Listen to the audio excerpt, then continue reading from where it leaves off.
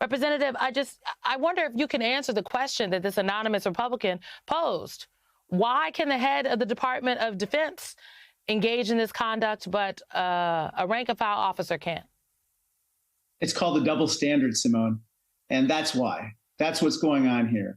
And actually, the morning that this article came out, I actually got a text from a mom of a sailor who received a bulletin that was sent to the entire military saying, don't disclose any type of classified or sensitive information on Signal because of known vulnerabilities in that particular messaging platform. She said to me, look, how could it be that if my son were to do what Pete Hegseth did, he would be court-martialed or worse, and yet Hegseth is getting off scot-free. And I think that is the type of sentiment that a lot of people feel right now. And I think that's why, I just saw polling that 60% of Republicans feel that this particular Signal gate is a serious security lapse. Representative, I watched the hearing as the members of the national security community came before your committee the other day, and I was really struck by the gaslighting. I truly was. And this is more than just about one Signal chat, one text message, right? Adding one journalist. This is truly about the entire machinery of our national security apparatus, about the care or the lack thereof that members of this particular administration take in dealing with some of the most sensitive information that could literally be the difference between life and death for folks. I know you had very pointed questions in that hearing. I'm wondering what questions are still unanswered at this moment.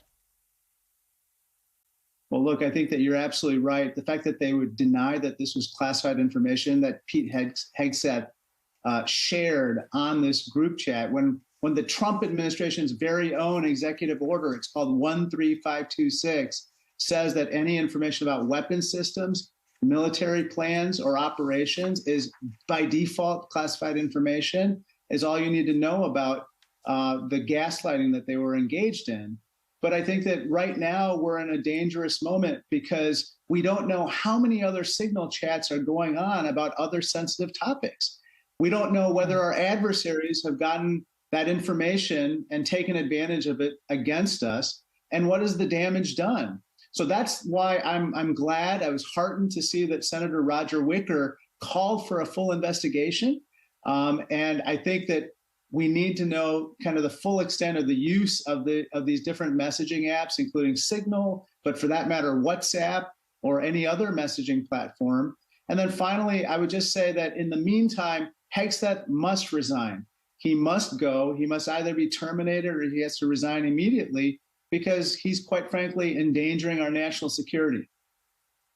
It's not lost on me that the Inspector General at the Department of Defense, which the senator is calling on the Inspector General to investigate, Donald Trump fired the Inspector General. So actually the Inspector General currently there is acting.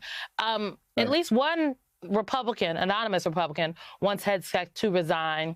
Given the state of the inspector generals in the administration, I'm just wondering, is Congress going to do more? Are there quiet, anonymous, bipartisan conversations currently happening with your Republican colleagues, at least on the Intel Committee?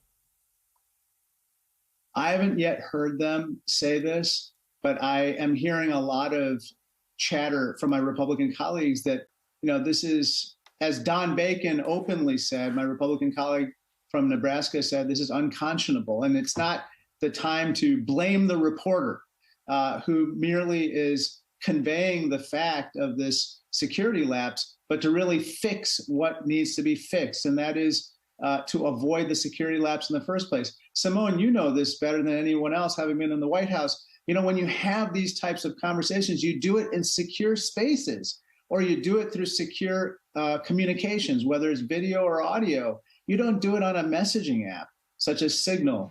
And certainly you don't do it in a way that could advantage our adversaries. In this case, the Houthis, if they had known about this strike hours before it happened, and then they trained their air defenses on those F-18s as they were approaching Yemen, those pilots would absolutely be in jeopardy.